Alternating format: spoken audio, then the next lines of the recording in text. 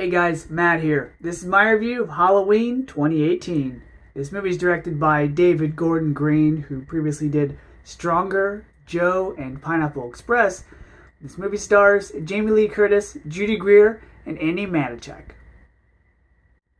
It's been 40 years since the events of the original Halloween, and Michael Myers once again escapes his facility and goes back to Haddonfield. But this time, Laurie Strode is ready for it.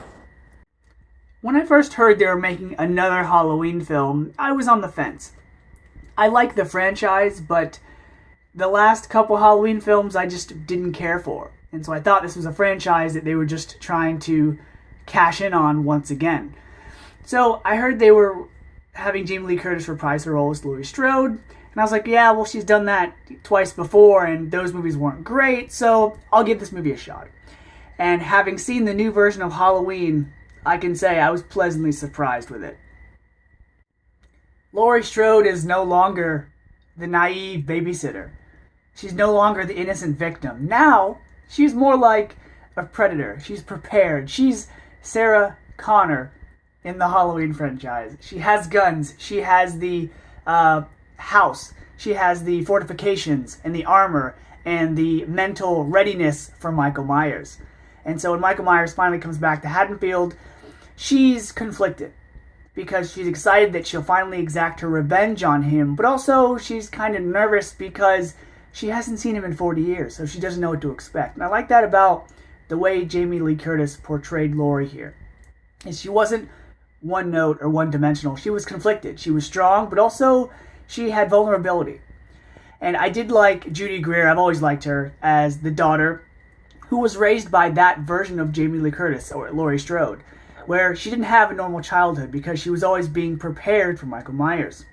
And so the granddaughter kind of has to deal with that as well. She's kind of shut off from her grandmother because her mother was raised how she was. So I liked how each generation and how their upbringing were affects one another.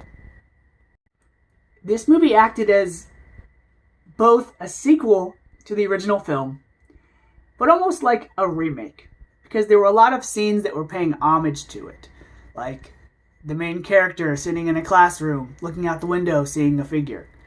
I think the teacher was actually going over the same type of stuff in the original film, which was cool. There was a lot of nods to the original film. But the movie did have a hard time focusing on who the central character was. Is it Laurie Strode? Or is it now the new generation and the granddaughter? They shared, I'd say, equal screen time, so it was nice, but I kind of felt a little lost. I was like, who am I supposed to be following here? Laurie Strode or Allie, the granddaughter? I will say, though, this movie was terrifying. I think this is probably the scariest version of Michael Myers we've seen. Had the Rob Zombie Halloween movie in 2007 not come out, this would have been that version. Because there were a lot of similarities between this and that, where you had the classic story of Michael Myers, but also it's kind of like told in a contemporary time, a lot like Rocky Balboa. And I thought this movie should have been called something other than just Halloween, because if it's a sequel, it should have been at least called Halloween 2 or Halloween : subtitle. But it should have called it maybe Michael Myers. I think that would have been a more fitting, or Laurie Strode, a more fitting title for this film. I have to give credit to David Gordon Green for coming from comedies like Pineapple Express and Your Highness to making films like Joe and now Halloween. There's a lot of interesting shots that are taken from the original and even the second movie in the franchise. They were really clever, and they paid nice homage to those films. I also liked how he used bright lights in some of the kills to amplify the terror. You didn't know where Michael Myers was because a shotgun with a light would be shining in the audience's face, or these spotlights from a security system would be shining, so you couldn't quite see Michael Myers just like the characters in the film. So very clever directing, and I liked the way he used the original Halloween theme as well. It got you pumped up and excited for what was going to happen. The only issues I had with the film is that there are character choices and events that happen that they don't reflect real life, and they don't add to the story or any character development. They just simply move the story along. For instance, The reporter that's shown in the trailer holding up the Michael Myers mask. I thought he would be in the movie for a lot longer, but he's not. He's really at the beginning, and he causes something to happen. And then there's a doctor in this film. He's the new Loomis.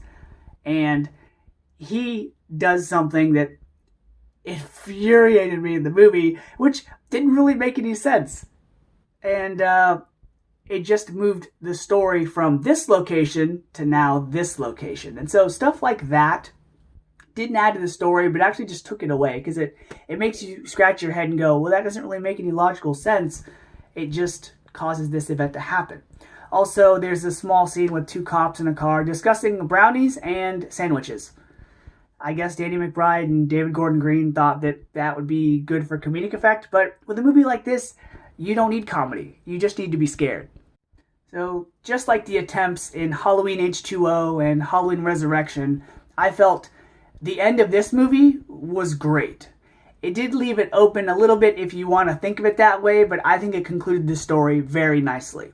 And if you stay during the credits at the very end, there's, I'll just say, something very reminiscent to the very end of the first film as well. And so, because Jamie Lee Curtis is back as Laurie Strode, she was a badass. She still held her own. Judy Greer was good. Andy Matichak was good. Will Patton is also in this. He's also really good. Everyone did a fine job. And I have to say, this version of Michael Myers is probably the scariest version we've seen. Yes, scarier than the Taylor Mane version in the Rob Zombie films. So, because Halloween was pleasantly surprising, very scary, and a good sequel/reboot, I'm going to give Halloween 2018 an A. Oh, I now know what audiences felt like leaving the theater back in 1978. I had chills, but they were the good kind. Till next time, see ya.